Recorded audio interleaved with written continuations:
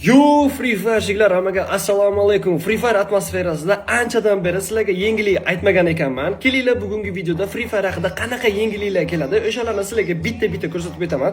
Bu yangiliklarimizning orasida kulgili, qiziqarli va yomoni ham bor.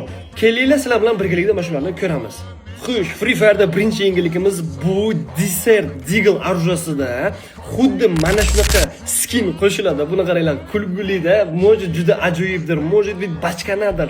No, o'z fikringizni kommentariyada yozib qoldiringlar. Xuddi mana shunaqa ko'rinishda bo'ladi Deagle orужиясida skin. Xush, Free Fire'da ikkinchi yangiligimiz bizaga xuddi shunaqa ulak skinlari qo'shiladi.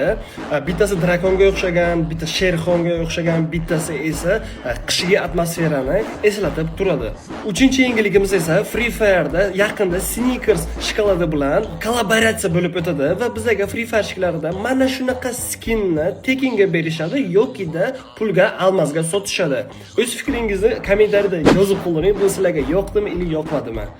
Free Fire'da yaqinda yana bitta cho'tka yangilik bo'ladi. Bu yangilik ham kimgadir yoqmasligi mumkin, kimgadir juda yoqishi mumkin.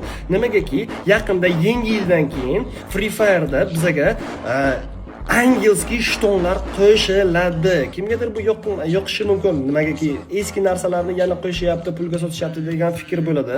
No, yaqinda yangi yildan keyin mana shunaqa angelskiy shtonlarni hammasini qo'shadi Free Fire, Garena Free Fire.